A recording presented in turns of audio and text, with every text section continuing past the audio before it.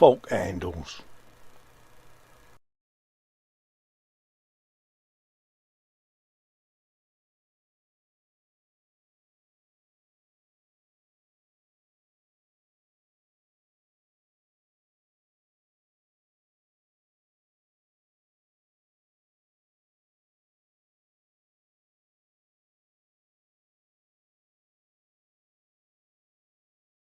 Slap it on.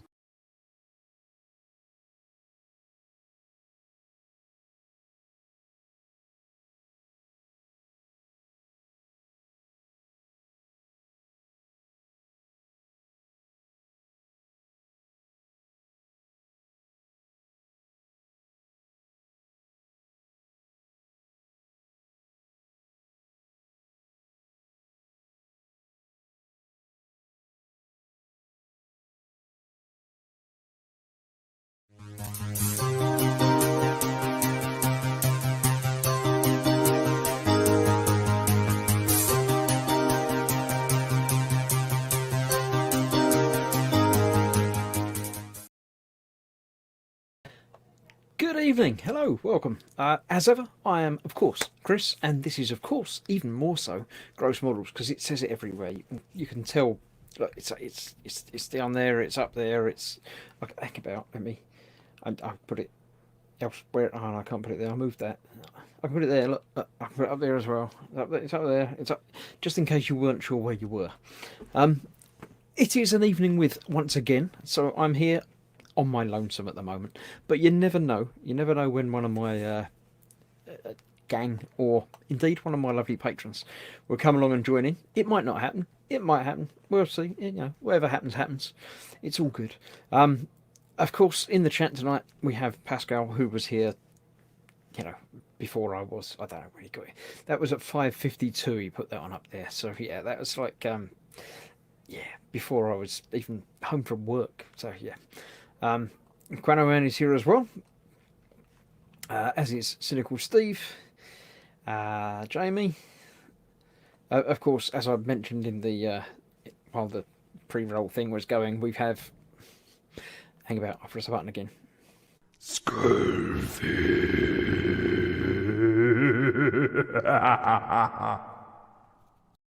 Yes, I've animated it as well now, so we've got some more.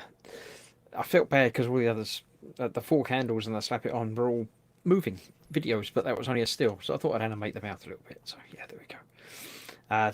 Indeed, he says good evening, everyone. Jamie's here. Timber, evening all, evening Timber.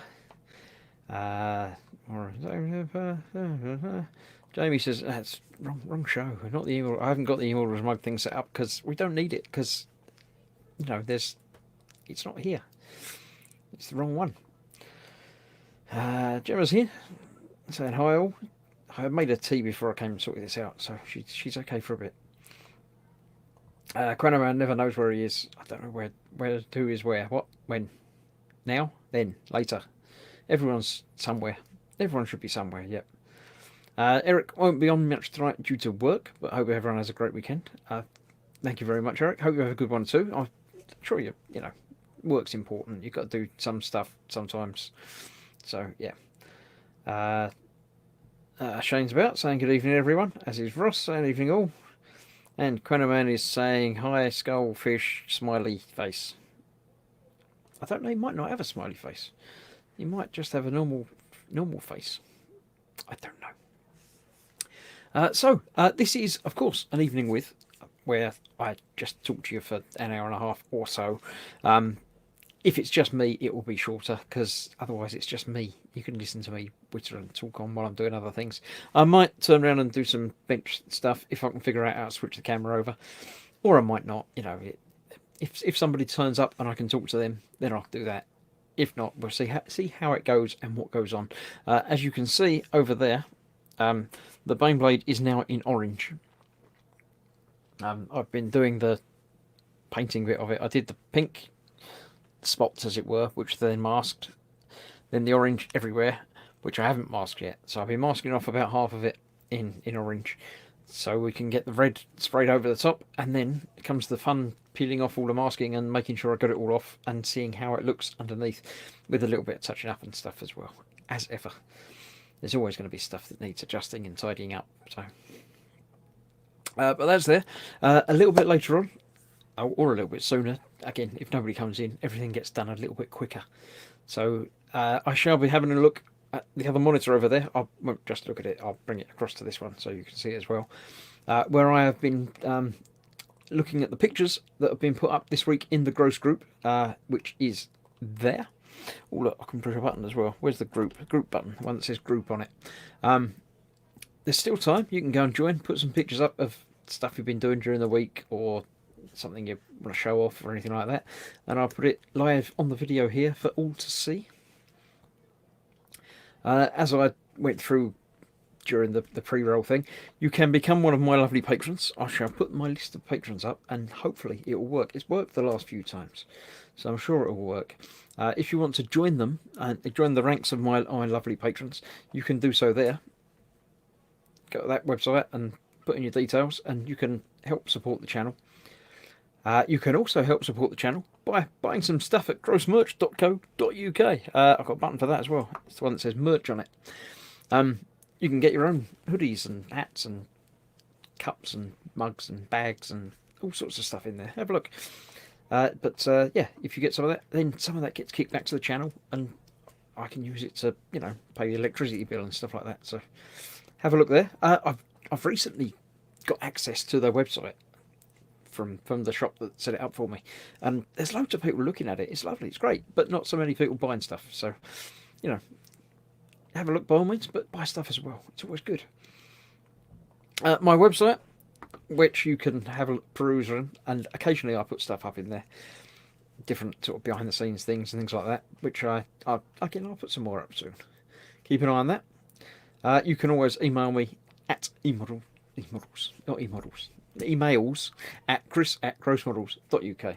So if you've got anything you want to tell me in confidentiality, you can send it straight to there, or just get me through, Messenger and Facebook and stuff and the groups, and I'm everywhere. I'm always on the media. You can always catch me. So come along, say hello. If you're not seen this stream before and don't know about me, then yeah, that's always good stuff to find things about me as well. I've got a little, about me sort of section. Let's have a look. Yes, the Patreon thing came up. That all worked. Edward says, evening everyone. And then it's just me talking there. I'm putting up all of the other things of stuff. You can see it all there. It comes up in the chat. If you're not in the chat, that's the good point. You should be in the chat. Come along and join us. If you are watching on YouTube, click the little YouTube icon. Make sure you're actually in the player itself rather than watching it through an embedded anything.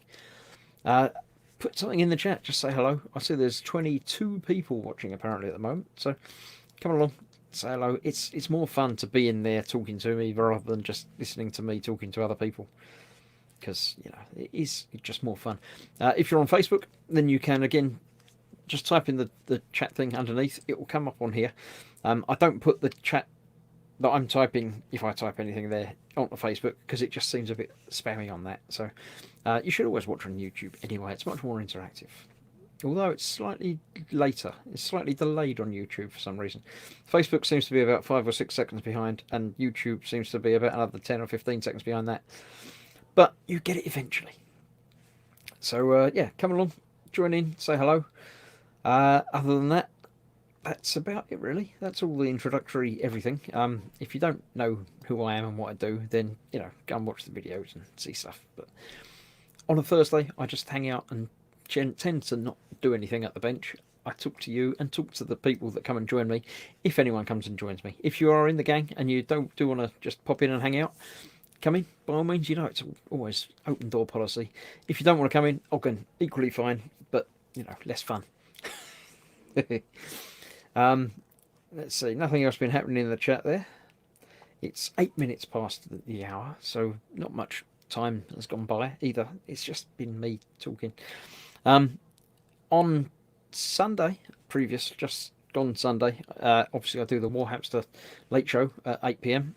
I've been doing the Aeronautica Imperialis. I didn't put any picture up this week of the updates to them, because there wasn't really a lot of updates done on it. I've been doing some more of the panels and things on it, as well as I put some yellow on the bombs underneath it. Which way round should I get it? There you go. You can see some things. So on Sunday I shall be continuing with that at 8 PM.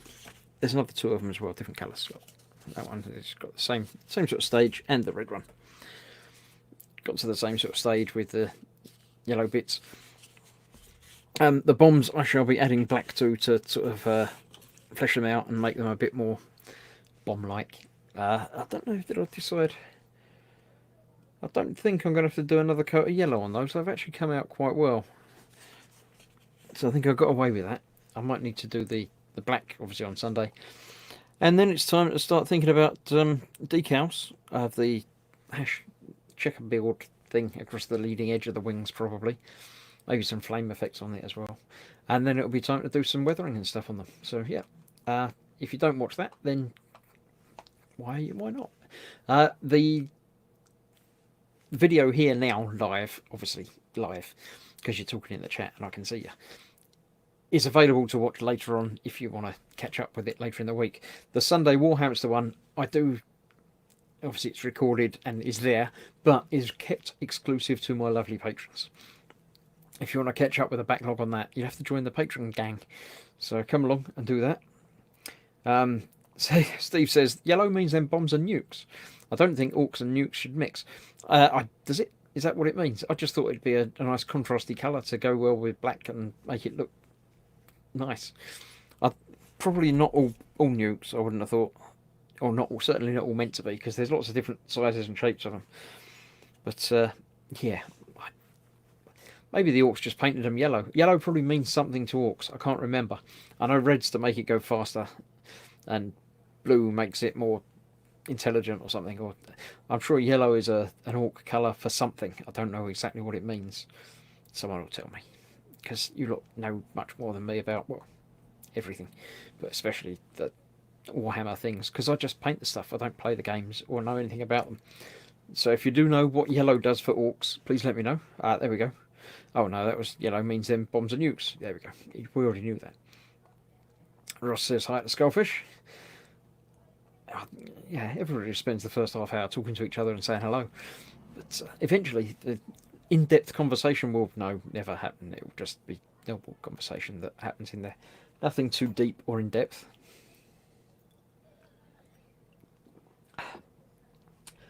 Right. Still nobody joining me, so I shall progress along. We'll have a look at the gross group, shall we? Let me share my screen with the picture that I have worked out is the next one in line for what we didn't see last week. Because if I go back further, this was one Paul put up last week, so there we go. That's that. This is the next one, which is Ross. He's about. I've seen him. Timbert does say, hey Chris, how do you get on with the spray booth indoors? I really want to move mine inside from the garage, but the wife really suffers if the fumes get to her. Is the extractor enough? I tend to find, yes, it is. Let me just stop sharing a minute and come back on full screen. This is obviously the spray booth in question behind there. The extractor is fairly loud, so it makes a lot of noise. You can just about see, where are we? There. That's the other end of the extractor that comes out the back of this, and that's a window. So if I'm using the booth, I can open the window and just put the extractor just out a little bit. It works quite well. I wouldn't use rattle cans or anything like that in it, because it's not that good. But for normal paints, if you like, it's perfectly fine. I don't use any lacquer paints, so I don't know how well it'll do with that. Anything that's particularly strong smelling, it's not going to get rid of. But for normal, I say, like if you're using Citadel paints or the Vallejo Air that I like to use, it's perfectly fine. You still need a mask as well, obviously, because you're playing around with aerosolized paints. But yeah, it extracts it. Obviously, I tend to leave it running for a few minutes after I finish spraying as well, which helps just to sort of clear the air a little bit and kick it out a bit further. But yeah, it works okay. You do need to have it with some ventilation, so next to a window or plumbed into a hole in the wall or whatever, like a tumble dryer sort of thing. So yeah, it's fine. I don't have trouble with it. So Jamie says yellow means you have to put it with rhubarb. Chronoman says it needs time for a big fat wee. I don't know about that. Yellow is the Evil Sons clan. Okay, I know is it Evil Sons yellow. What's that? Orange? What's the yellow one that I got? Think about Flash Git's yellow. I've got. Is there a yellow other one as well? What's that yellow?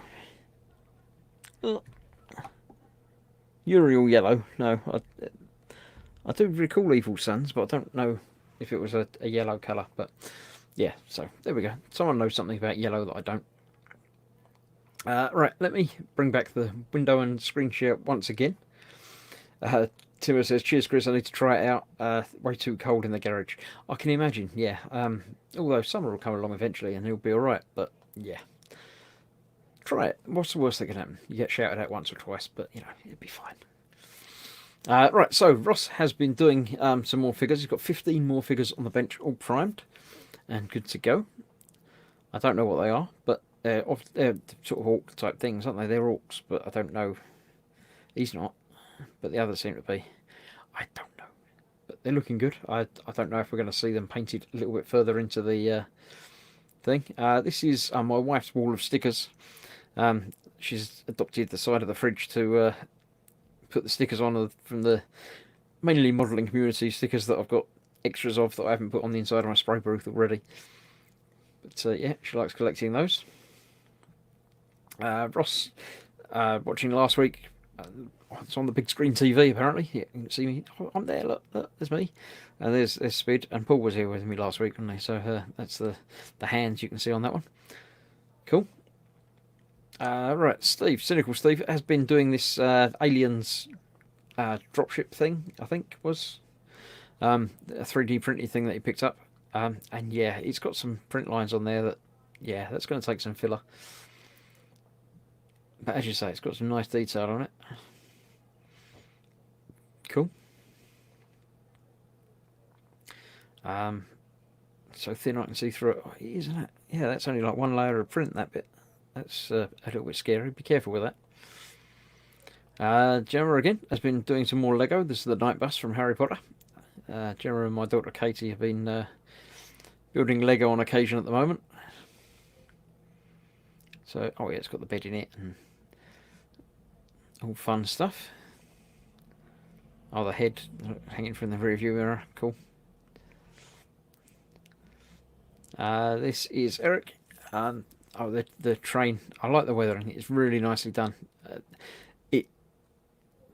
In real life, you do get one panel that often looks worse than the others, and one that looks nicer. So it's not just the same all the way across. There's that. It adds a certain element of realism to it, having that little variation. So that's looking good.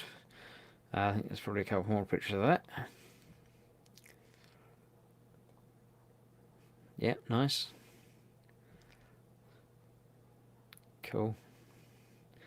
Right, this is Dan, the Quano Man. DeLorean. I think he's doing the DeLorean build. He's been wiring it up to the electrics.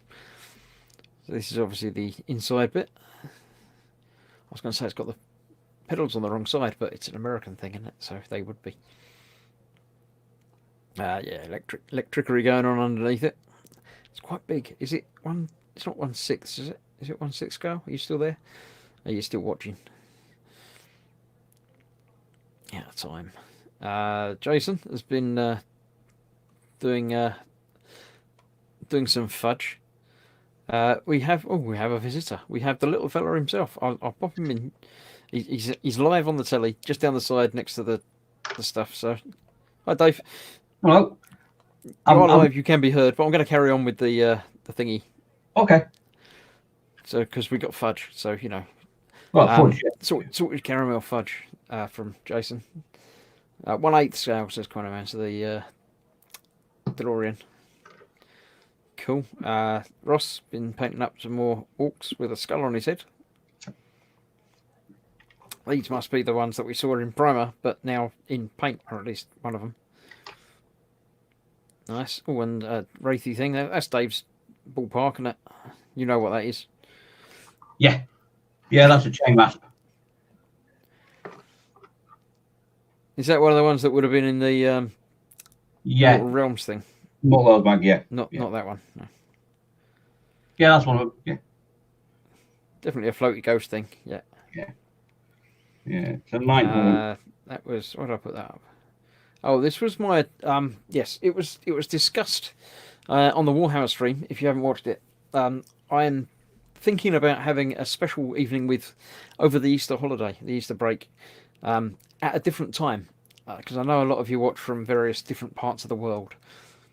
So if you've got a time that you would like me to host, obviously not middle of my night because I'm not that crazy, and I'd never get any of the gang to come along to that. But if you've got a time that you want me to start, if you start earlier in the morning or mid-afternoon or evening or late evening, then find that post in the group and leave a little comment on there to give me an idea as to, if there's a not request, if there's a need or a desire for a different time special, then let me know what sort of time you would like. Because if you don't let me know, then I just won't bother doing it. But if we get, a few people saying that I'd watch it at 9 o'clock in the morning, UK time, then we'll see about getting one going then. But let me know. Find that post. It'll be in there. It's still in there. More Lego from the family. The castle, the banquet hall stuff, and there we have Ray with his chair from something. I don't know. Seatbelts in a racing car thing. I can't remember. Dan's got a picture of something in someone's ear for some reason. I think he's doing it just to try and get me in trouble. Roger's been doing the zombie Mars attacks type mini diorama thing. It's quite a scary expression on his face. I know they're meant to be scary expression on his face, but it's a bit worrying. And half his face missing. Yeah. Half his body missing as well, I should mention. So yeah, that's all good. Nasty, but good. Steve has picked up the Alien Blueprints book. Obviously to help him with his alien dropshippy thing. And this is a few pictures he's put up of what he's been working on over the last couple of weeks. So if you can recognise any of the bits and figure it, that's obviously a car, but it's not going to be a car anymore. Let's put a big thruster engines on the back and things on the sides and stuff. Big gun on the front. And some other thing on the top. This is what someone was saying, it looked like a minion. Because it's got the eye things, but yeah, I don't know where it comes from. He just puts stuff together and all of a sudden it just looks right. Especially once he puts primer on it. So that must be magnets to fix them, I should think, by the looks of it. So they can come off. Look, all the greeblies and stuff to make it. Doesn't look right there, but once you get primer on it, it all brings it all together. It looks really good. Just like that. So all of a sudden it looks like a proper thing. Yeah. Don't know what it... some sort of spaceshipy type futuristic car thing, whatever. I'm being told off that there was a picture of a spider in an ear. That wasn't my fault. It was someone else put that picture up. I just happened to go through it because it was in the group. She doesn't have as much tea and my phone has had a wash. It's a sort of waterproof phone, so you'll probably be okay. But blame... I don't remember who it was that put it up there. I can go back and have a look if you like. If you want me to go back and check, then let me know.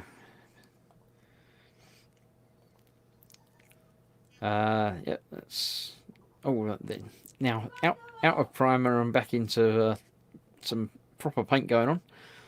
And there it is, all painted. That happened quick, didn't it? Look, from one picture to the next, it's almost magical. So yeah, some sort of army type alien something. It's a Machine Krieger Falk, apparently. He says in the messages down there.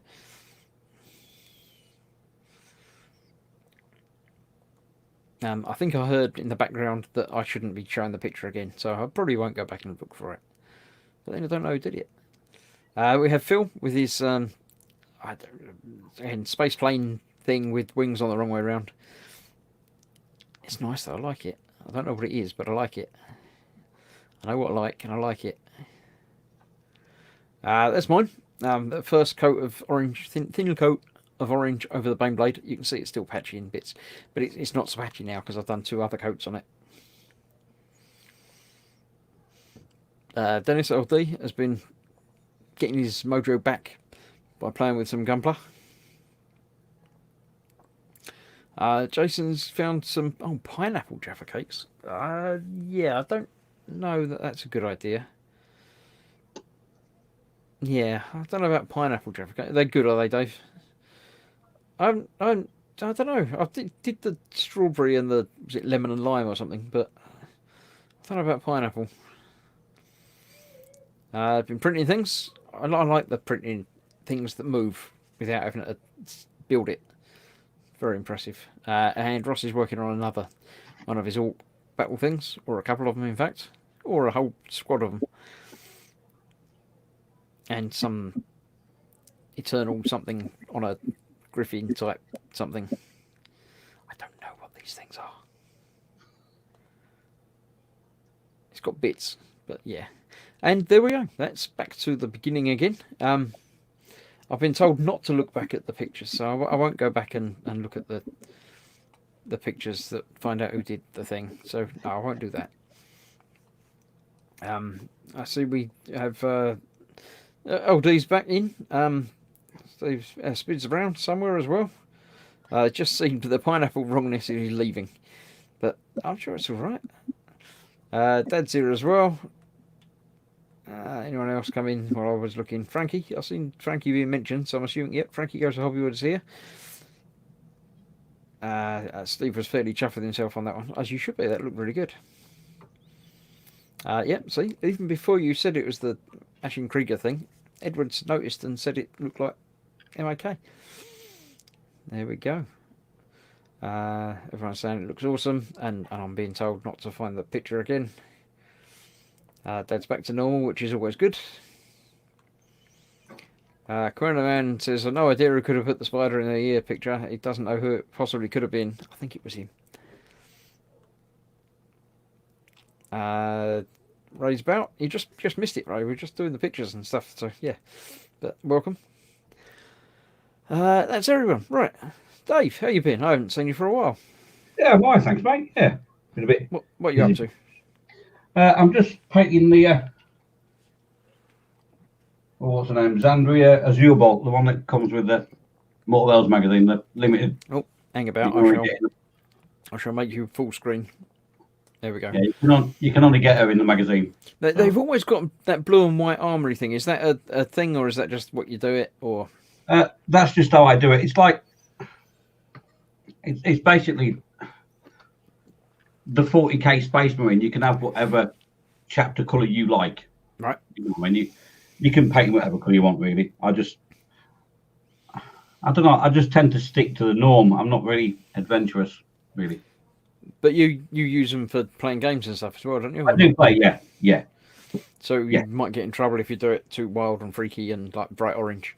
No, actually, you know, unless you're in like major competition, down your local store and that, you can paint things whatever colour you want. It's the base rules are the base rules, you know, for the gaming. As long as you're not changing what it is and what it can do on the table, then it's fine. So I'd be okay painting the Baneblade orange, but not as I've added extra guns to it. No, you couldn't do that. You couldn't use it in game on. Yeah, they'd be cross with me for doing that. Yes, very. Yeah. And unless I told them that the extra guns were just made out of cardboard and they were fake, they didn't actually change the power of it at all. It's just for Yeah, yeah. morale. As long as you're sticking to the rules of that particular vehicle on the table, then yeah, it's fine. Cool. LD says, anyone doing the Spitfire part work? I'm not. I've got enough part works running, and I'm still waiting for the Iron Man to start, which apparently might well be starting next month. So no, I don't want to get into another one. It does look very good though. It's got a special base on it that moves, and the engines go around and makes noises and stuff. But it's held in place with 3 little rods onto this large display base, but they actually pivot and go in and down, so it bank, and it looks really good. Oh, that's cool. But yeah, I haven't done that yet. Spid, as like me, waiting patiently for Iron Man. Spid doesn't wait patiently for Iron Man. He keeps messaging saying, "Is it here yet? Is it here yet?" And he seems to have gone quiet about it. I think he's moping. Spid doesn't wait patiently for anything, does he? Really? Dad's trying to get his mojo back by building that Orc Stomper that Fox made him buy at Warhammer World. It's huge. The one that you picked up and were carrying around with you lovingly. It didn't make you buy that. It is big. Ross was thinking about doing it, but it's £1,200 nearly. It's a bit steep. And she was very tempted to do it, but will the boss let me? Yeah, all these part works are very expensive, but they're also spread out over the course of 2 years or 2.5 years or whatever. So it's one of those difficult. It is a lot of money, but it's only £1 a day sort of thing. The thing I find with it, Chris, is I'm quite an impatient person. I want it there. I want it now. I want it all, and I want it now. Yeah, you know what I mean. I just want to get on with it. And yeah, I did one years ago, and it was some robot, very basic little robot thing. It just basically remote control that could follow a line. Follow the line, and a little headset thing that you could talk to it, and a little controller thing. I've got it on the shelf up there.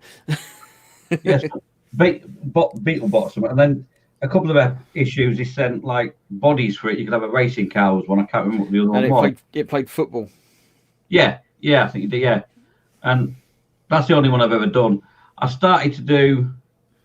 It was a very long time ago. I'm talking like nearly 20 years ago. The Agostini, when they first started, did HMS Victory. Oh right, yeah. I started to do that, and then they cancelled it about halfway through. Really? I was under the impression that the Agostini have never cancelled a part work. Yeah, it was about. They'd only just started as a company. It was a very long time ago, and I couldn't get hold of a copy anywhere. And I went into my local WH Smiths that I'd ordered it from, and they said they've stopped issuing it. And it's like, well, what's going on here? You know, and that's put me off ever since. Yeah, I know a couple of companies have had problems down the line with some things, but I was under the impression that D'Agostini was proud of the fact that they'd never actually cancelled anything. But it might have been, as you say, way back when. It was a long time ago, and it sort of put me off from then. I've never bothered since. But Spood says you get a great model at the end, but there's no more expense than going to Starbucks every lunchtime from work. It's cheaper than that. It's literally £1 a day or £1.20 a day. So if you go to Starbucks every lunchtime, then you're spending £2 or £3 there. Just I'm going to your Starbucks because that was a bit more expensive than that. Exactly. See, but then again, that's only if you're doing it when you're at work. That's only 5 days a week, not 7. So on average, it probably But I don't know. We go every Thursday. I have usually my days off are Wednesday, Thursday 1 week, and then the next week it's Thursday, Sunday. So Thursday mornings, me and Stu Fart's in bed. We go off to town and we meet one of my daughters in town in Costa. And I can every week it's like £10 to £12 just for like coffees and toast. You know, it's an expensive hobby. Yep. Spid says he's very patient. How dare you, Dave? And then he says, "Is it there yet? Is it? How about now?" So yeah, very patient. We can tell. Yeah.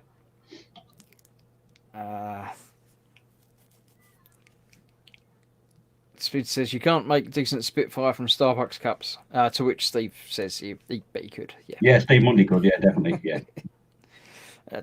That's his big. So yes, that was that. Yeah, it looks really nice, but no, I just really don't at the moment.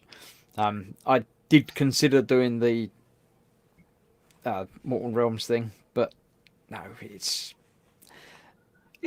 be building up backlog of plastic and not painting them, not building them. So yeah, I mean, it's all right. They're nice miniatures. Especially the Nighthawks. The way that they're designed, it seems to be the voids are more important than the actual miniature that makes it stand out. And they are nice. They do make fun, especially some of the pieces like Lady Olinda, a character piece.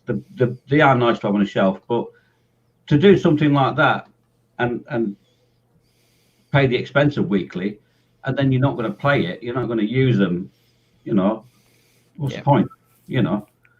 Just go and buy the separate characters from your local Warhammer store that you want to build and paint. Yeah, I mean, there's a few exclusive ones that apparently they're only doing for the part work, and it is cheaper to buy the part work than to buy all of the kits individually. But if you're not going to buy all of the kits individually, then it isn't. Yeah, it depends what you want as well, because if you buy the part work, you're getting an army, but it's a generic army. It's not, it's not designed for a specific task on the table. You couldn't have it as like a. Your tea's coming, Dave. Oh, fantastic! You got your tea. Tea's come. Thank you, Kim. That's my tea wallet, bless her. My tea wallet. What's when I don't want it that one? That's hot. Yeah, of course it's hot. Yeah, that's fine. Thank you, Dan. You can go now, Slade. Thank you. Bless There her. is a pillow in this place. Boy. Bless her. You got the first two Mortal Realms for a diorama. Yeah, I got the first two. The first one was really cheap and worth getting because it had loads of plastic in it. The second one was moderately cheap and had a couple of paints in it, but I haven't got any more since then. Yeah. The other thing people tend to forget as well with the part works, especially the Games Workshop ones, you need the codex as well. You have to spend another £25 on top of that if you want to play to get the actual. Where is it? There's one here somewhere. To get the actual book, the codex. That's the point. They don't give you that in the weekly magazine bit, do they? You'll get something similar. You'll get, especially with this character here, you've got what they call the War Scroll, which is basically what her movement is. But it doesn't tell you how many points she's worth, So it sort of falls down a little bit like that. Because you don't actually know how many points your army's got. I mean, it's a standard tabletop battle at Games Workshop the last 2 hours. You're looking at 1,500 points, that's all. It's not a lot of models, Yeah. That part work, when you've got them all together, you're looking at about 3,000 points. But you don't know that unless you buy the codex at £25 a book. So if you've got both armies, that's £50 you've got to spend on top of it to get the rules for them. But I suppose Ross is doing the part work of the Mortal Realms, but using the pieces for dioramas. So he's again not going to be playing it, just going to be using the plastic to build stuff, which is the ideal way of doing it. Yeah.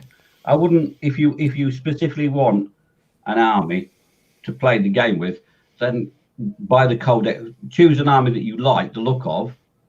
Watch a few games at your local Warhammer store, and see how they play and think, oh yeah, I quite like them ghosties, or I quite like those, Chaos Space Marines. Yeah.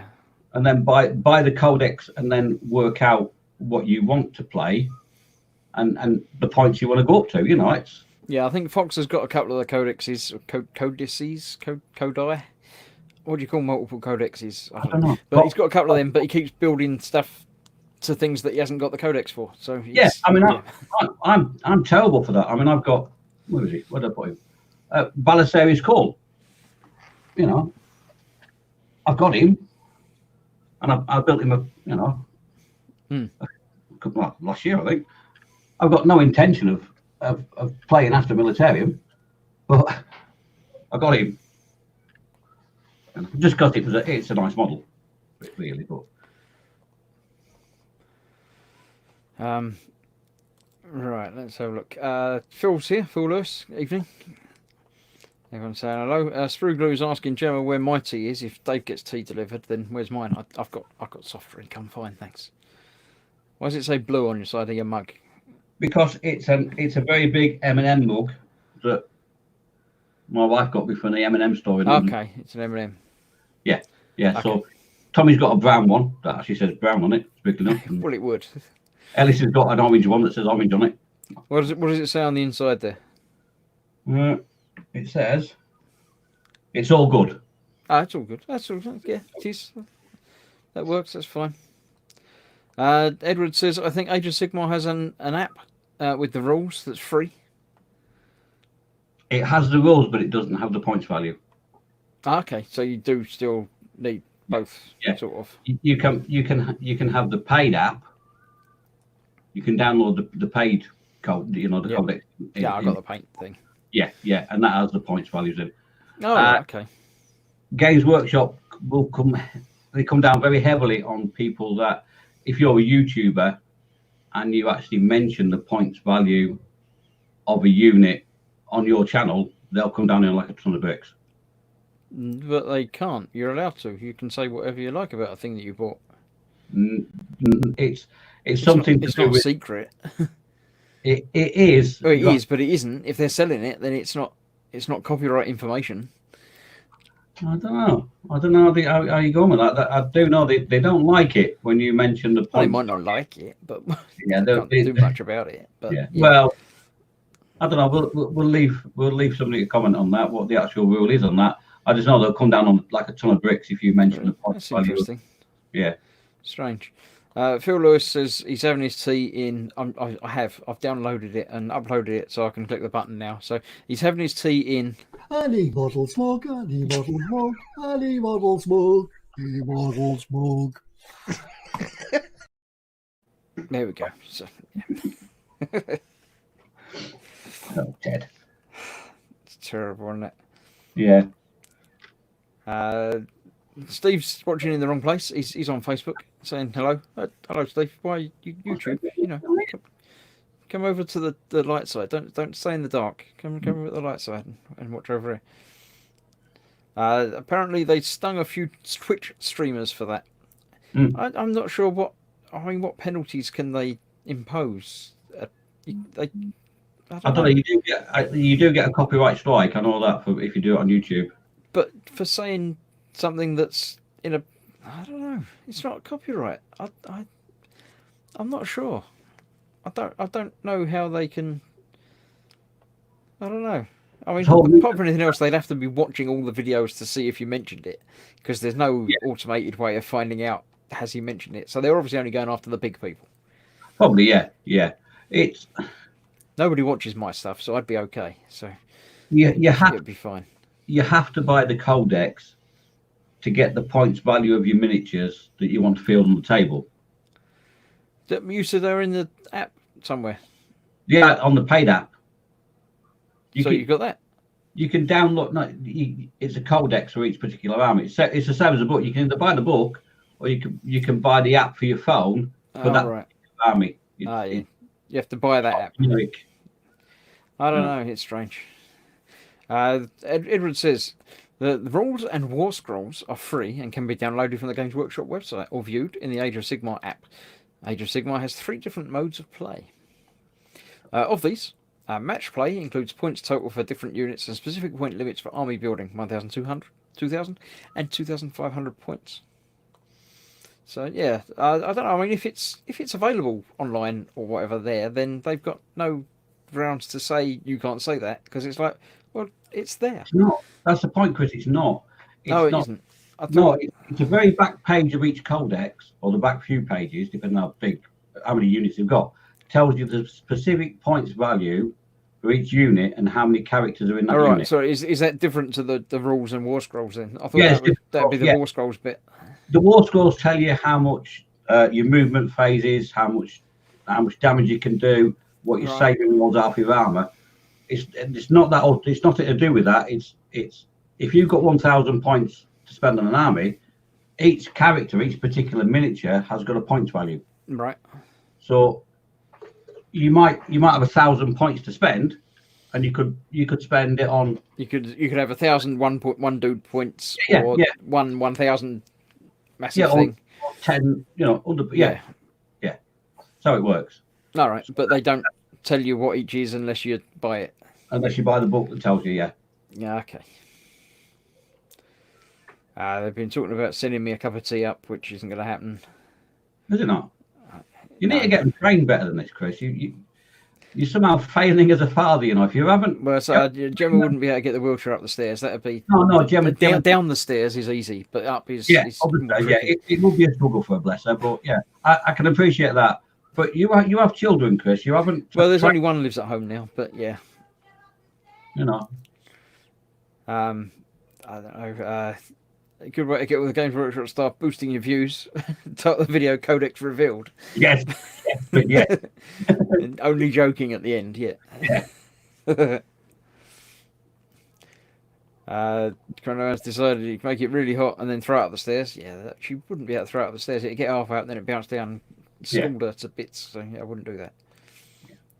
Or what you do is you make Gemma to make a cup of tea. She gets to the bottom of the stairs in the wheelchair, and then you drop a spider behind her. Yeah, then she get up the stairs, all right. Yeah. Upstairs, yeah. Look at the size of that one bit. No, I won't do that. I'll get in No, trouble. No. She hates me now. Indeed. We have a third has turned up. It's Mr. QA himself. Speed. Hello. Welcome. Weird. All right, mate. Hang about. I'll do the Dallas style, so it works better when there's three of us. You have to sit in the right place though, otherwise you get That's a flashback. Hang on, let me just. Oh, well, now, Spiddy's here. It's nothing personal, Spiddy. I'm glad you're here, mate. But I'm going to have to nip off. I've got to go to bed in a bit. All right, thanks, Dave. No, it's nothing you said, mate. It's nothing personal. Now you. Thanks, Dave. Bye. No problem. See you later. See you later. Hello. In that case, I'll go back to the full screen version because I can. Jolly good.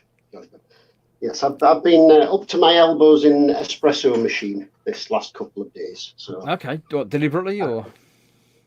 deliberately, yes. The commercial machine that I got, that I did a few videos on ages ago, it's kind of been sat there because I was waiting to pick up a heater for it because of parts. Being a commercial machine, the parts are expensive. I managed to pick up a heater element, and the last video I did was me fitting and testing the heating element. Verified that it was all working, and then I had to get a few more bits before I started stripping it all down and cleaning it because it is absolutely vile and disgusting. And I will share a picture for you to share to everybody, but only one because it really is gross. Because it had been used for years in a cafe. Oh, right. Then it was bought by somebody who had like a porter cabin kind of cafe thing, so it was sort of next to a greasy hot plate kind of thing.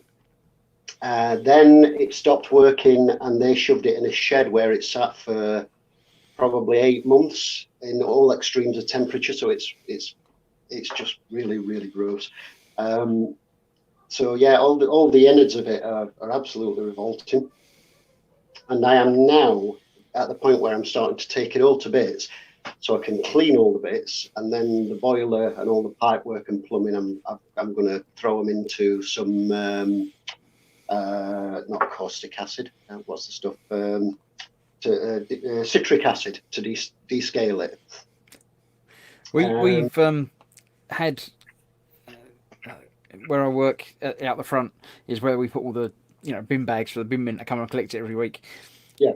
One of the big sort of latte making machine things appeared there end of last week. Right. Someone's obviously thrown it out and didn't know when the bin men were coming or what, I don't know. But it was there for a couple of days and it wasn't there all of a sudden.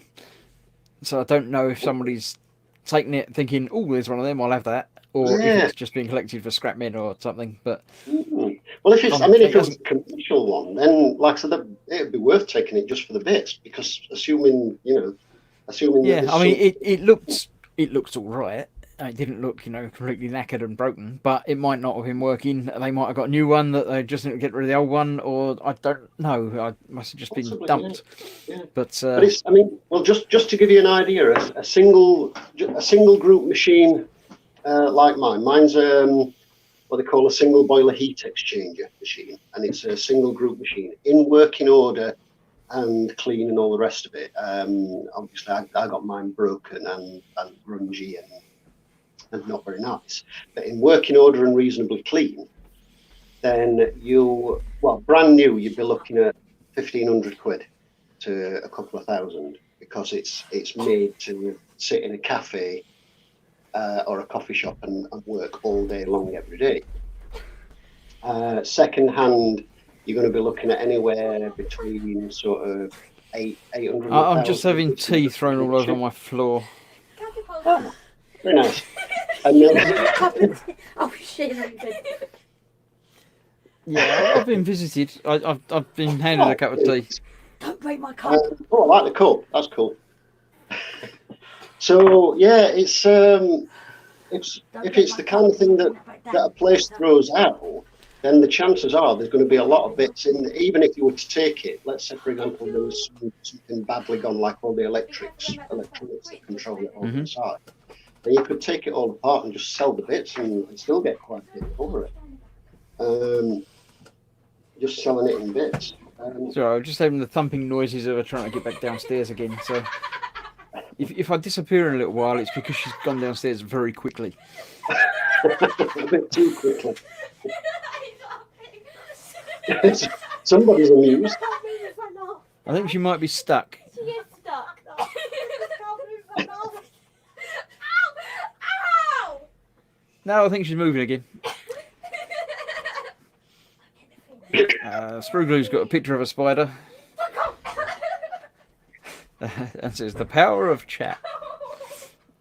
Dave's still watching, so I've still got a cup of tea.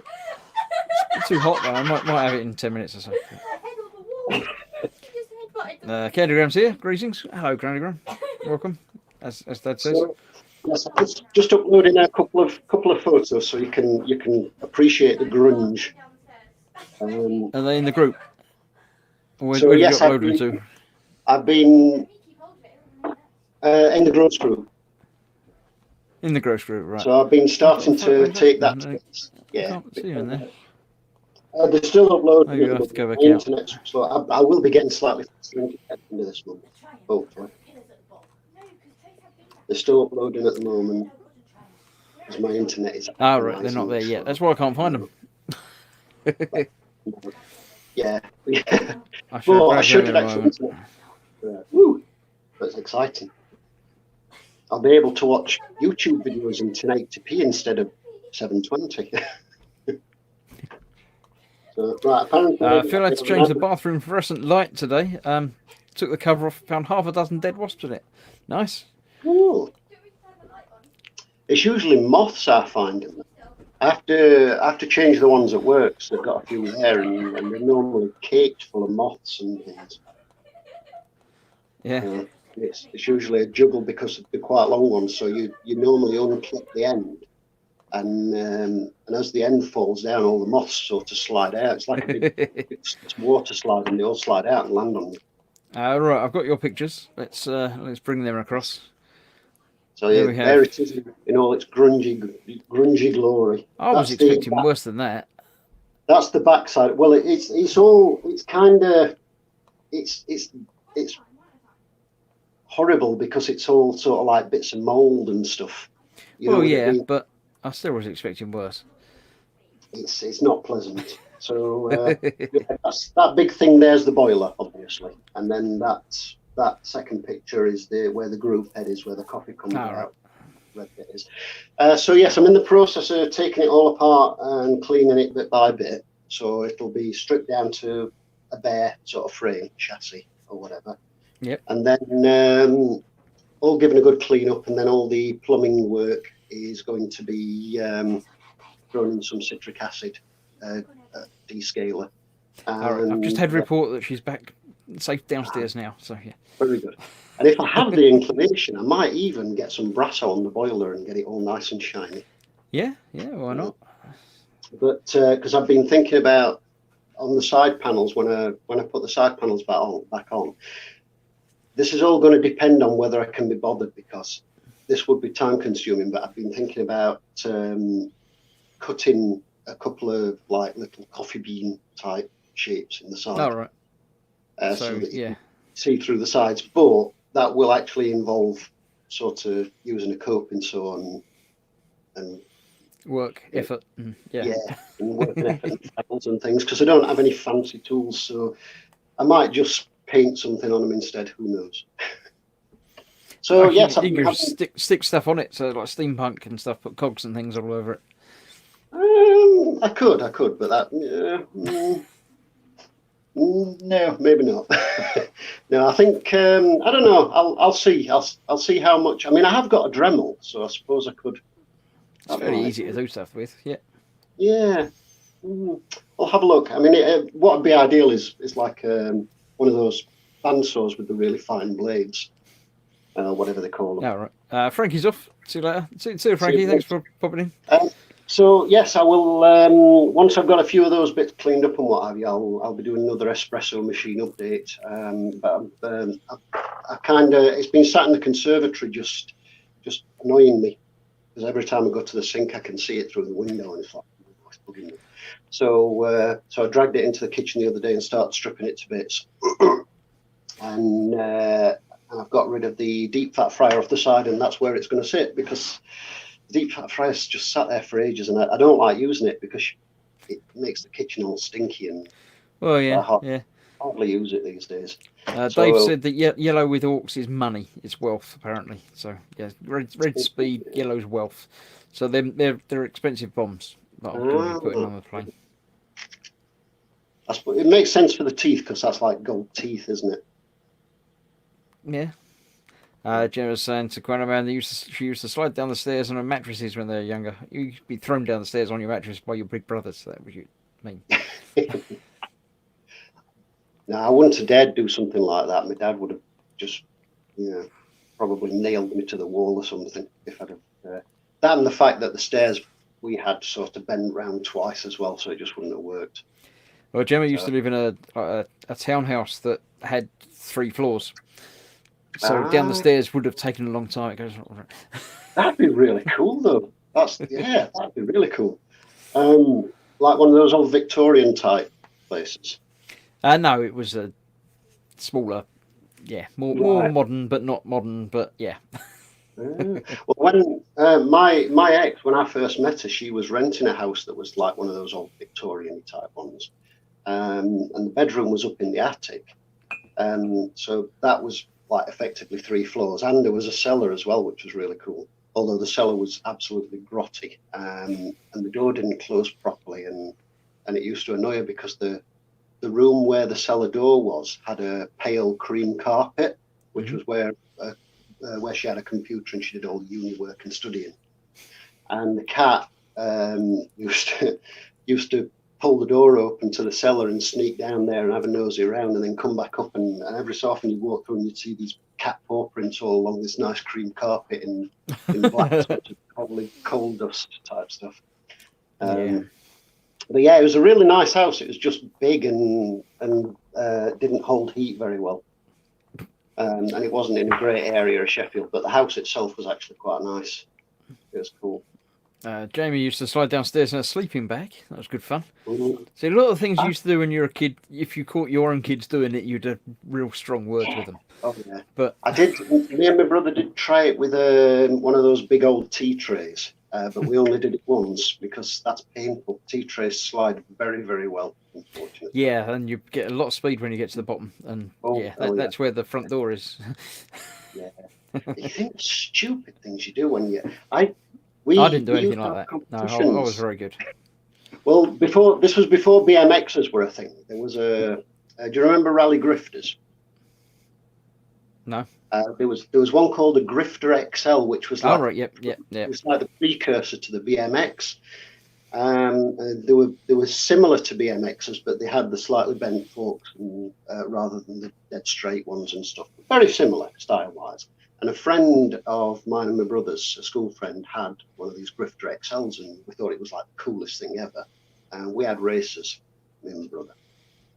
But we used to use this Grifter and do jumps, and we would always try to outdo one another with the number of bricks. of height. So you'd be like, oh, jump to 5 brick ramp and this kind of stuff. And being young, you don't, the engineering part of your brain that looks at something and says, that's a novel idea, but that's not going to work because isn't functioning. And all you think is more bricks, just pile them up kind of thing. Yep. So, and we got to the point where this mate of me, mine and my brothers had done a jump on an 8 brick ramp, which was impressive. And it's like, I'm going to outdo that. We'll have a 10 brick one. So yeah, why not? Piled up this, we found house bricks on the road outside the house, nice quiet street, 10 brick ramp, and I actually put either side. So I thought, oh, it's nice and sturdy. Just didn't actually think about the fact that it's very, very steep and it was only one line of bricks. And I got probably the front wheel was about halfway up the ramp and the whole thing just collapsed. And then I collapsed onto the bike. And it wasn't very comfortable. And given the impact, it's quite miraculous that I actually managed to have a son later in life, I think. But it seemed like a good idea at the time. It just wasn't. Yeah, I do remember something about ramps and putting a bit of wood on a couple of bricks, but the wood wasn't very good. So the first time you rode at it, it just folded up, and then you just rode into the bricks. We actually had a sheet, a really big sheet of marine ply, and it was one of 2 sheets that my dad used to use to cover the pit. So we had an old garage base in the backyard where we lived, and it had a pit on there, and he got these 2 big sheets of marine ply from work, and he used those to cover the pit up. So we just used to nick one of those, and it was really thick and sturdy. And he eventually got fed up with us nicking those, and he managed to get some sort of planks, proper thick, like builders' planks, and used to put them on the pit instead. So these bits of ply just ended up down the bottom of the garden. So they used to get used for all sorts of things, but they were great. But yeah, there were once or twice we tried with wood that was too thin, and it's no. Osric's in. Welcome, Osric. Hello. Hello. So yeah, anybody in chat? What did you used to do when you were a kid that if you did now, or if you saw someone doing now, or heaven forbid one of your own children did now, you'd play on you'd them. kill them for? What did you do that you shouldn't have done? Nothing that's going to get you in trouble legally or anything, but I don't want to know if you used to burgle houses or something. But see, there's things that you couldn't actually do now, that you couldn't get away with. I mean, we used to shoot air rifles on the back garden, which you'd really, I mean, although technically, I suppose you could, as long as there was nothing behind you. Yeah. Well, I mean, I used to do the same thing, and didn't think anything of it. But now, since I took up archery and found out, yes, you can shoot bow and arrow in your own property, as long as you can guarantee that there's no way the arrow can leave your property. Yes, yeah.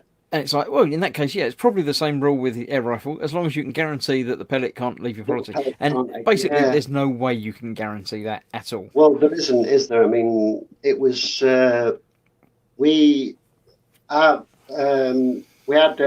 lived in a semi-detached, and they were all sort of back to back, but they had long gardens. I mean, our back garden was like 50 foot long. Yeah. And then the garden behind that was 50 foot long, and then there was another house and a massive hedge in between. And what my dad did was he got the floor pan from a Vauxhall Viva estate. It was an old before it went off to the scrapyard, and it had a big sheet metal floor pan, and he cut that out. And we used to use that as a backdrop up against the hedge.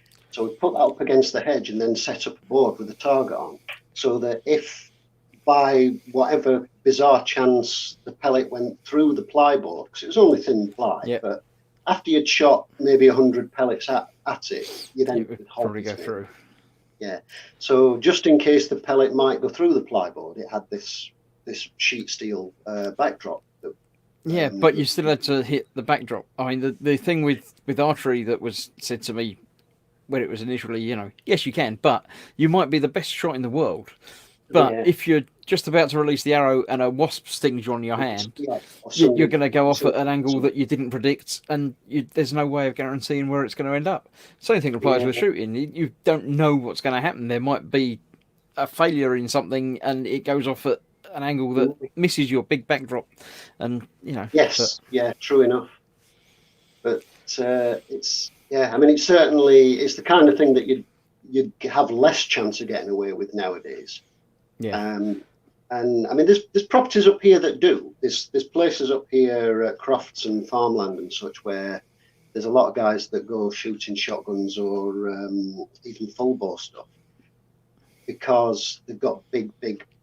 Yeah, I mean, if it's big enough, then you can get away with it. And then the land behind them, you've usually got miles and miles of nothing in particular. Yeah. So you can see if anyone's going to be around there.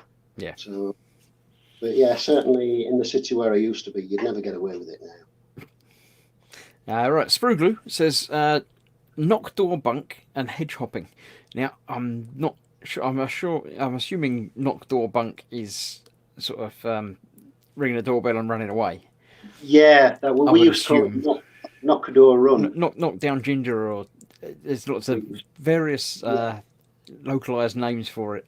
Hedge hopping, I'm not certain. I'm assuming that's just going over like a shortcut across someone's back garden or something, or I don't know.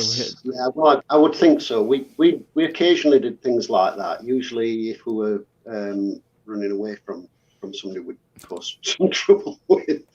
But again, you probably wouldn't dare now because everyone's got pit bull terriers and got exactly, and razor wire and stuff, and yeah, exactly. Steve says a mate of mine. It wasn't me. It was a mate. Broke his collarbone when a ramp collapsed under his grifter. Did the amazing somersault, hit the climbing frame in the park, and a bike landed on top of him. Oh, that hurt. Yeah. And the year after, he fell off a wall onto some railings, which speared through his armpit and broke the same collarbone. Have you still got the scar, Steve? Has your mate still got a scar? Yeah. Can you lift your arm all the way up? I mean, can you mate lift your? Yeah, only one of them. Yeah. Yeah. Edward built a BMX bike out of parts and jumped it over a fire pit. Mid-jump, the front wheel fell, just leaving the forks to land on. Not good. That. There was talking of jumping over things in Sheffield. There's a little. If you go up, as if you're heading towards Mosborough out of Sheffield, there's a big steep road and a little supermarket. And I was in there. Well, I was coming out of there one day, going back to my car. It's not that many years ago, probably 10 years ago. So no, it'd be a little bit longer because it was before I moved up here. So, but not that much. And I was coming out of the supermarket back to my car, and then I heard this shell. I turned round and I saw this young lad in a tracksuit come herring out of the shop, running out of the shop, being chased by a security guard. He's obviously just shoplifted something or whatever. And he ran towards this wall. There's a little wall at the side of the car park. It was probably about 2 foot high, 3 foot high, and just vaulted over this wall. And then the security guard fella just sort of slowed down and sort of sauntered towards the wall. I went over out of sheer nosiness, like you do. And this lad, this was like a 9 foot drop on the other side of this wall to the road, and this lad he'd messed up his ankle or something. I don't know if he'd broken it, but he was just laid in a heap crying on the path. And the security guard said, well, that's why I slowed down. So there's no point in chasing him. As soon as I saw him bolt over the wall, I was like, phone the police, and you can't get him any time. He won't be going far. Yeah. Oh. Ross says he used to drop crow bangers down next door's chimney when she was cleaning it. How the hell? Would you have to climb on the roof, or what? Were you just a good shot? That's impressive. What are crow bangers? Would they be like? I mean, we used to get. I'm just thinking a type of banger, but I don't know. Yeah, we could get them, but they weren't sort of common in the UK. Only sort of like around fireworks night. I think I used to not hang out in the right groups because I never. Did you not? Oh, No. bangers were great. I mean, everyone used them irresponsibly. You'd light them and throw them like a grenade. And but in fact, we used to do a variation of knock a door run where you'd knock on the door, light a banger, drop it on the step, and leg it. And so then somebody would open the door and. Shane says the worst thing I ever did was show his mate, his old man's 410 shotgun. I don't know what the 410 bit is. It's just the size of the shell. It's smaller than a 12 gauge, but still. Oh, right, okay. He told his father, who was the local copper, my father didn't have a license and got in trouble. Yeah, you don't want to be grassing up your own dad. Be in trouble for that. Steve says it wasn't him, but he did buy the grifter off of him afterwards because he didn't want it anymore, I assume. Weird thing was he didn't bleed, and the fire brigade had to cut the railings and went to hospital with him. Oh, right. So he was still impaled, and let's not talk about that anymore. There was a friend of my brother's did something very, very similar. I can't. It's not fit for. It's not PG-13 friendly, unfortunately. But it involved the railing and impalement. Yeah. That was a friend of my brother's trying to climb over a rail into one of those electric substation places. Which was a silly thing to do. No, I just want the fun things that happen, not the bodily harm that makes me wince. No, let's not do that. Spruglu used to move the for sale sign. Another pointless thing we did. I never knew that was a thing. Is that you at a house for sale, you move it next door or something? Oh, that's just. Sprue and Glue used to try brick ramp jumps on a chopper. Yeah, I know people who did that. I never actually tried it on a chopper myself. I didn't like riding choppers, let alone trying to do stunts. But they're worth silly money now, aren't they? Really collectible. Jamie has an actual modern waking question, which we don't object to. We just don't really like. But does anyone know how weathered a Chernobyl lorry would get whilst cleaning the surrounding areas of the reactor? I don't know. I have no idea. I mean, I don't know if there'd be a lot. Would there be a lot of dust in the air? Maybe. I'm assuming. Apart from dust, I wouldn't have thought very much other than the radioactive. Are we talking about it cleaning now or then? Because if it was then it would just be like a normal everyday cleaning thing. But if it was now, then obviously it would be very sort of dust and decay around, wouldn't there? So I don't know. I mean, there'd probably been a bit of dust around after the explosion and stuff, wouldn't there? But I don't know. I don't know that it would have been particularly. It wouldn't have been overly muddy or anything. I wouldn't think. But I don't know. It's one of those things that now there's been 50 years of growth and stuff and everything, but I don't know. Plus, as well, I mean, I don't sort of profess to know too much about it other than having watched that Chernobyl TV thing, which was very, very good.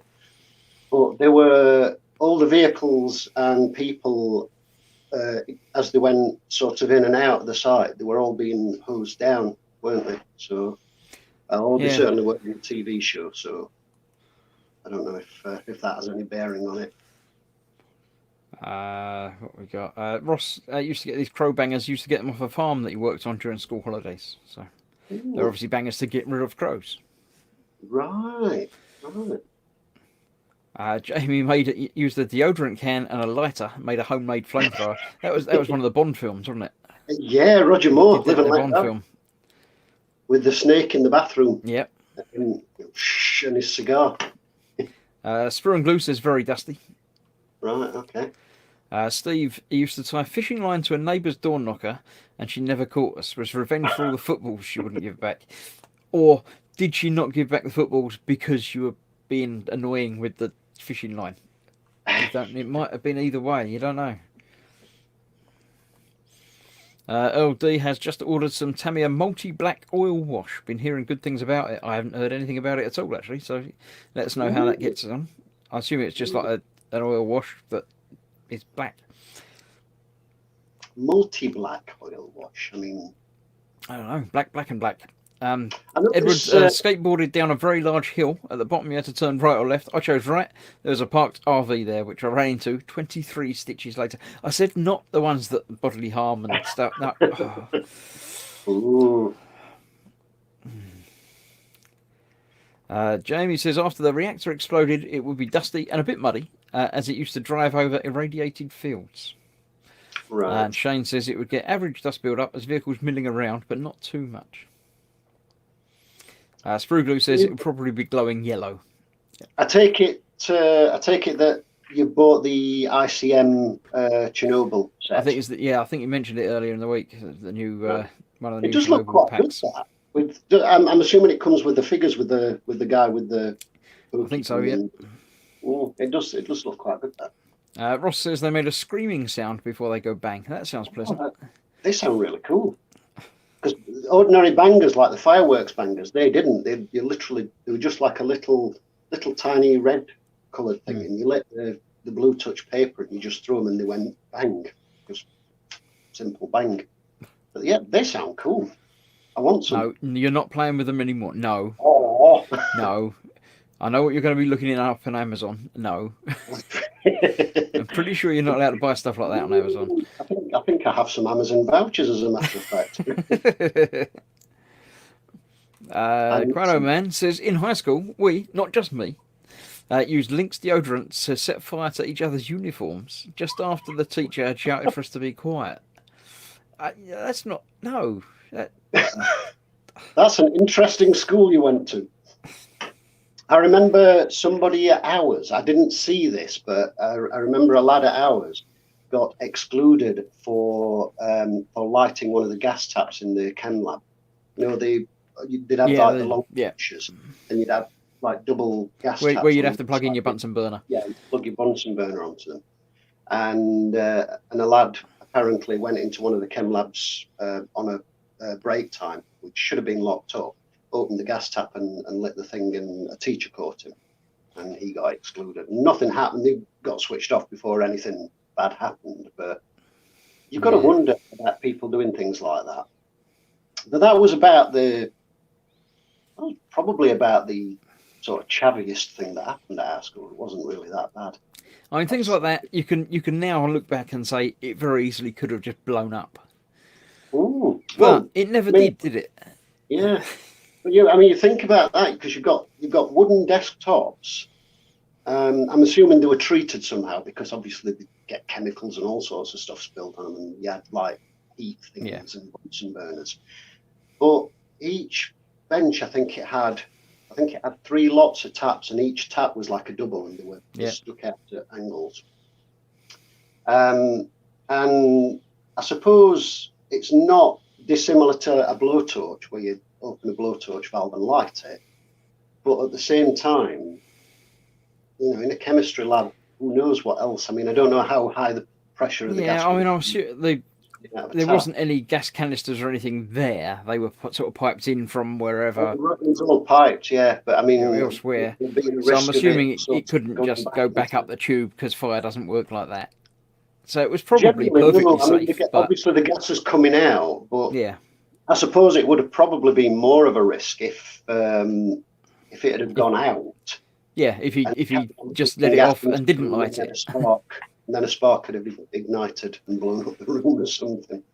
But no, I mean, apparently it was lit for just a matter of seconds, because a teacher happened to go in and catch him as he'd done it anyway. So I mean, I would expect that the worst thing that would happen would be that the tap itself might melt or distort or something, but I don't know. I'm sure they were metal, the taps and the whole lot. Yeah, but metal melts if it gets hot enough. I suppose, yeah. I don't know if it'd have gone that hot, but... Shane says he's got the ITM set. The box art shows a guy cleaning the truck. Would have thought the dust and dirt would have stayed stuck to the bottom. I suppose it depends how well he cleaned it.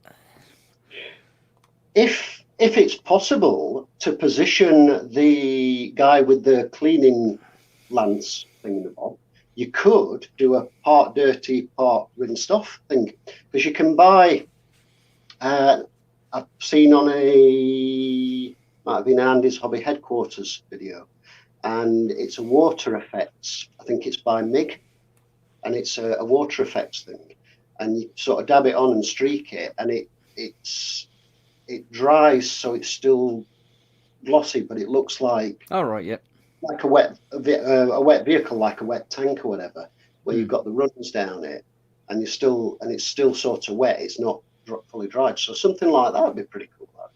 Cool. You could have We I have a like- I third like joining the us at the moment. Vincent at Mr. Lost Model Making's just coming in, so I shall click him on and he can join in. Hello. Hi, Vincent. Carry on, and when you come back, we'll talk to you. Jamie says he used to put Tipex on the science room desk and use a Bunsen burner on that. Supply teacher asked if we could put it out rather calmly. So yes, can you put out the fire? Do you know, it never occurred to me that Tipex would be flammable, but remembering the smell, I Quite can possibly, believe that. Yeah. So I remember there was a big thing about it, probably around about the time when I was in college. It had been out for a while, but there was starting to be a big thing about kids sniffing it, wasn't there? Because you had people Not around my that- school, but no. Well, not. I mean, not at my school that I remember when I was there, but when I was in college, there After, seemed to be right. a lot of stuff on the news about solvent abuse, and apparently Tipex was one of the things because that's when they came out with those mouse things, you know, the Oh, dry right, yeah. Tipex. Because of Sprue and Glue says drawing pin on the slat of the chair. Ouch! I knelt on a drawing pin at school. I can't remember. We were putting something up on the wall or something, and I knelt on it and thought, "Ow, that hurts!" And remember it going through the trousers into the leg, and very calmly pulled it out. And yeah, but Ow. yeah, now I think even thinking about it, it hurts. Yeah. Yeah. There was a lad. We discovered that you could get staplers and fire staples out of them. You could open the stapler up and it'd fire the staples out. Yeah, they probably wouldn't go very far, really, would they? Oh, not very far at all, no. It was just a novelty thing. But I do remember a lad who actually stapled his thumb holding it the wrong way. And yeah, that looked really sore.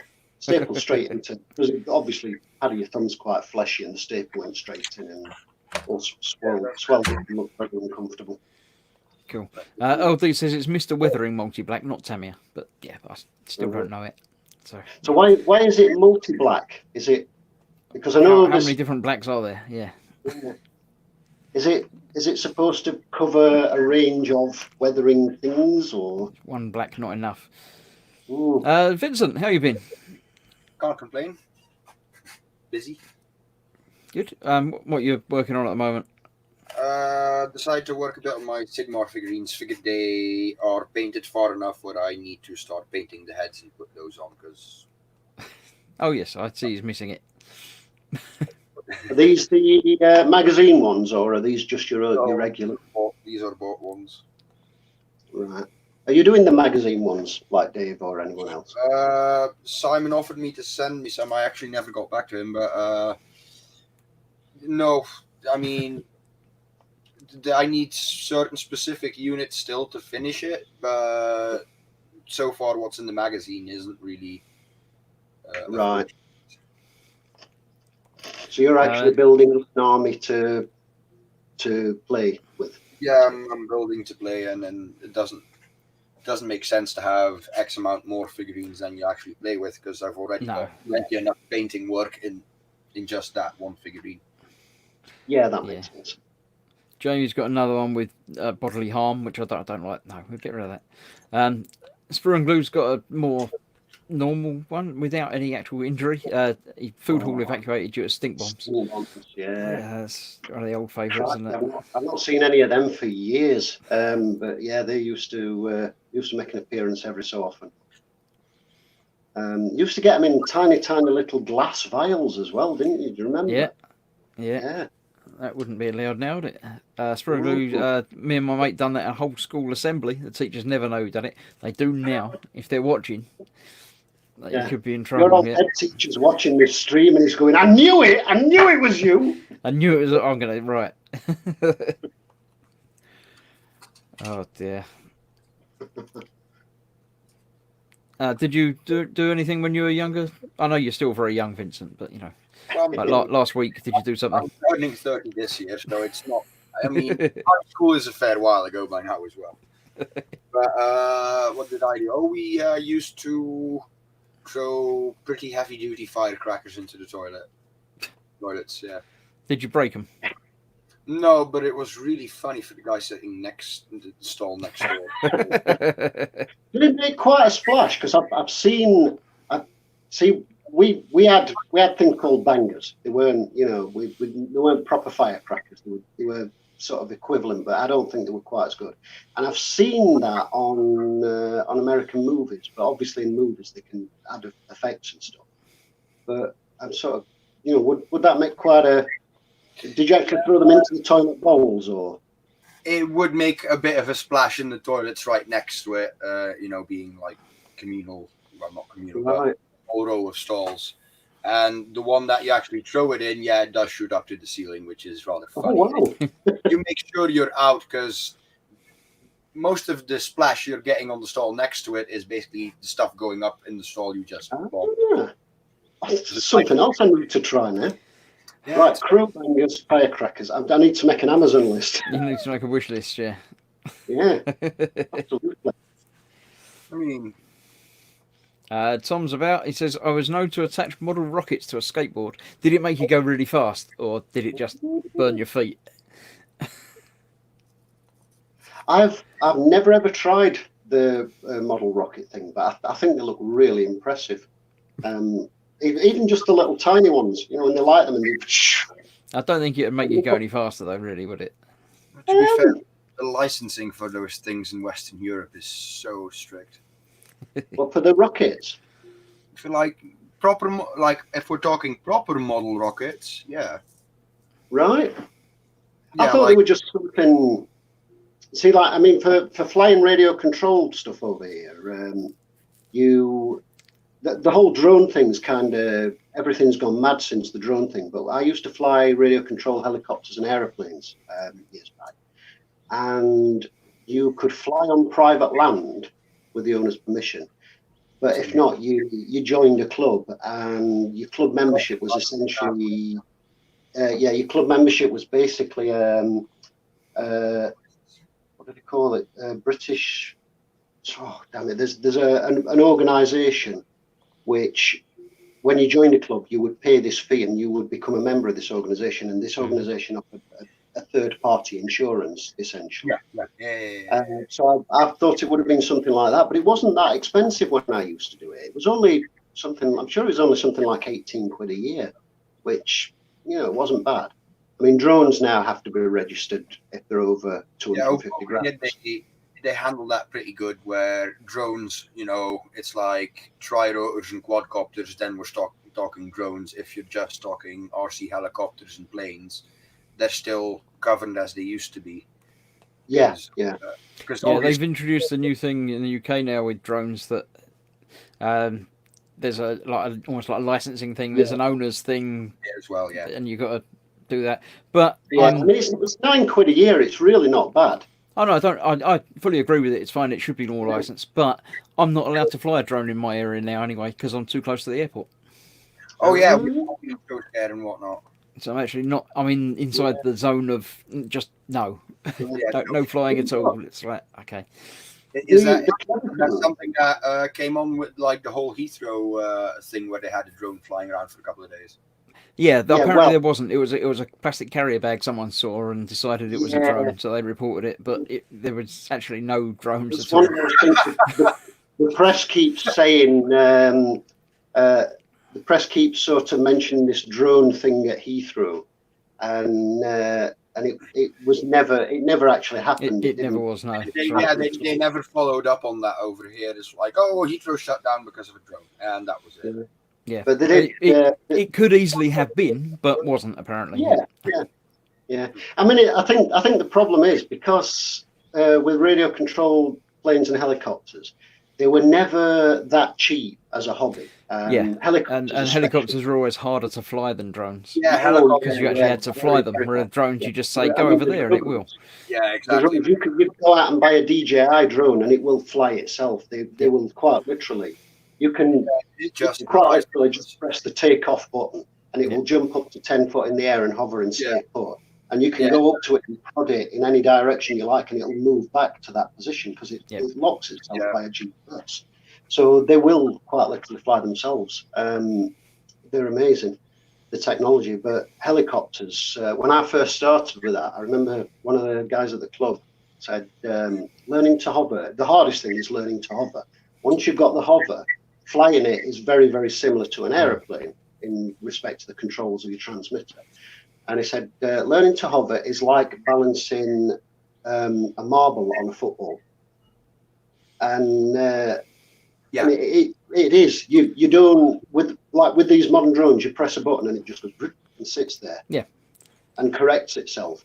Well, All also we had- with a helicopter or even a normal radio controlled car, you've got the whole, if it's pointing a different direction, yes, the controls are Yes, the reversed orientation to thing, yeah. what you're looking at. if it's but- facing yeah. towards you and you push forward on the stick, it's It comes instinctive towards you to even that more. button to go away, but Yeah. it'll come towards you. So you've got the orientation. It's the same with aeroplanes. The number of people who were new to flying radio-controlled aeroplanes that would crash them because they'd be coming in on approach, it would start to bank right slightly, and if they happened to be looking at it, they'd correct it, go the wrong way, and just go thump, and it'd hit the floor. But yeah, I mean, with helicopters, when I started, the only assistance that we had, and this was high tech when I started, was a gyro stabilized yaw for the tail rotor, so that you could be hovering, and if a gust of wind caught it, because you'd learn to hover tail in, so Yeah, that the gyro would kick out. Yeah. gust of wind catches it and whips it round all of a sudden. What would happen is the wind would catch it and the gyro would pull it back, and they're probably much better now. What it would do then is it would just arrest it, and then you had to physically move Bring the it rudder back back. to, itself. yeah. It wouldn't bring it back to where it was, which is like your modern drones will do. If you take off, I mean, the DJI one I've got, you take off, you could fly the thing completely out of sight. You can actually fly it so far it's out of your line of sight, which you're not legally supposed to do. Press the return to home button, and it will fly back and actually turn around and stop and hover in the position that it was in, exactly Scary, isn't it? within about a meter, depending on how good an image lock and GPS lock it got from takeoff. It's amazing. It really is amazing. Straw and Glue says, "Can we get back to reminiscing, please?" No, it's, basically no, because it's time. It's been your 90 minutes.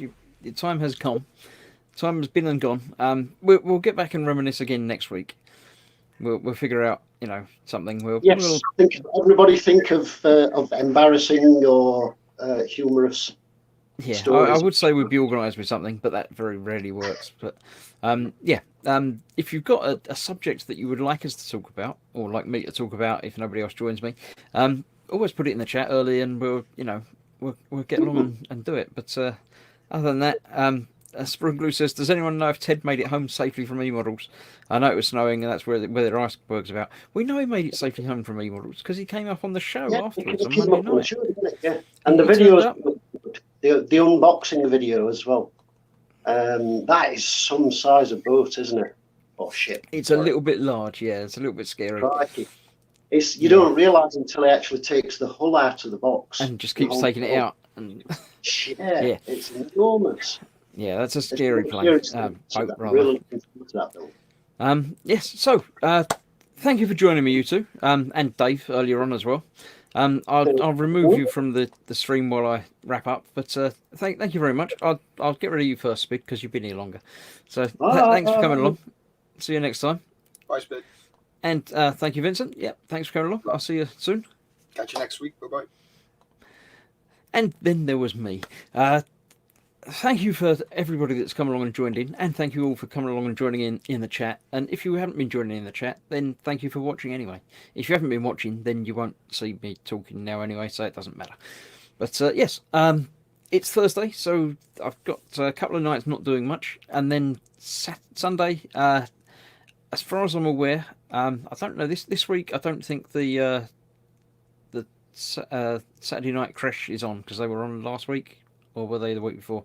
They might be on. Have a look. Cynical Steve might let you know if he's still watching. Not Cynical Steve. Totally Scale Models. Steve, the other Steve.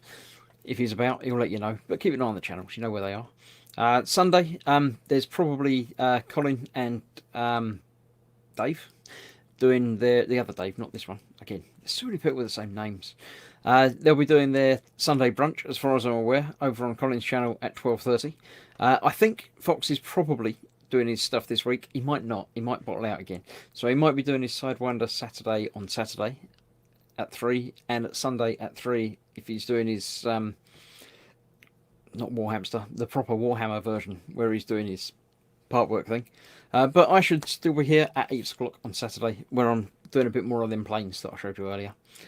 Everyone's saying good night. I've just seen all the chat comments come up, but it's just people saying good night. So yes, good night. See you on Sunday. Then Monday free models, and then next Thursday back here for more of the same again. So thank you all for coming along and watching. I say a special thanks to the people that have come along and joined in, and I shall see you next time for more of the same. So good night. Bye.